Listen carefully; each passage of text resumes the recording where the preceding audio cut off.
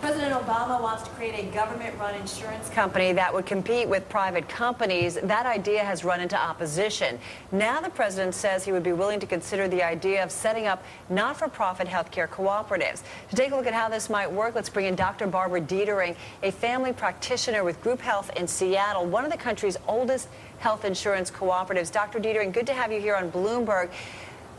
How does a health insurance cooperative actually work? Well, people who join GroupHealth have the ability to actually join as a voting member, and they have a board of trustees that are voted for by the membership, and those board of trustees actually help run the cooperative, set strategy, hire and fire the CEO if necessary, and really help run the cooperative. So the patients have a very important role in determining how we spend our money and how healthcare is run here. But you also have different roles for doctors, or at least they work in a different way in a healthcare cooperative. How's that set up?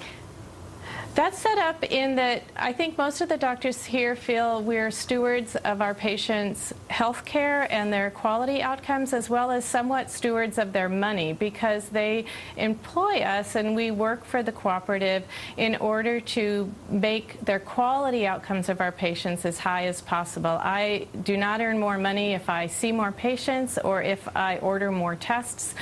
I am really incentivized to do the best quality care I can for my patients in the long run, and also to get high scores for their satisfaction with the care that they get. And from what I understand, you guys can earn bonuses of up to 20% for high quality performance. How do you measure that? We're very lucky in that, again, because we are making big investments in the long run of our patients, we've been able to invest in a very high-quality electronic medical record from which we can glean a lot of important information about the quality of our patients' care, such as for my diabetics, how many are on the right kind of drugs that are preventing complications, and how many of them have well-controlled glucose. So we have a really good system here, an electronic medical record, which allows us to gather that information. How much of a concern is for you malpractice insurance? I mean, do you still face the same costly premiums as regular doctors?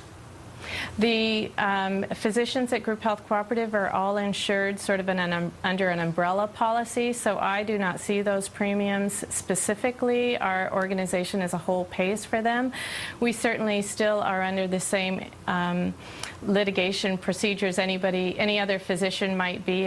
If somebody does commit malpractice, we have to go to court just like anybody else, but I don't have to pay for those out of my specifically generated income in order to pay malpractice. So, Dr. Detering, how does it work, though, for a patient? I mean, how different is it from the system that many of us are familiar, those of us who are lucky enough to have health care, you know, the system that we're familiar with today? How does it differ from that? I think that it differs in that my overall incentive is to bring the patient the care they need in any way that I can. For instance, I email a lot of my patients. I can do phone visits with a lot of my patients. And this doesn't cost them extra money. They don't have to take time off to come in to see me in the office, because having an office visit isn't the way that I make money. Doing more procedures is not the way that I make money. And overall, the least expensive way that I can meet their needs from a medical standpoint, the better for them and the better for me. Is there also a way to cut yourself off from the lobbying, say, of healthcare companies, of drug makers? I mean, you prescribe drugs that you all decide are the most effective and efficient, right? Not based on how many junkets to Hawaii are given. Precisely. We have not had drug representatives bringing in samples into our offices for over 20 years. So we're not at the forcefulness at some of those drug company reps to give drugs out to our patients that are very expensive and not necessarily any better than the older drugs that have been well proven over the years to be effective and much more affordable. Dr. Detering, got about 40 seconds left here. I mean, your co-op has been around for 60 years. How long does it take for a co-op to really kind of ramp up and provide the care that you guys are currently doing at this point? Oh, I don't know if I could actually say that. It would really depend on how each was set up. It requires a large amount of people all working together to do it. So I think it would be very hard to start if it was going to be extremely small in different places.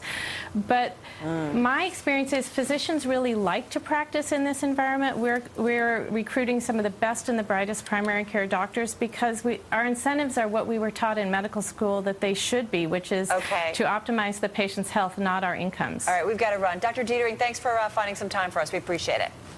Sure, you're welcome. Thank you.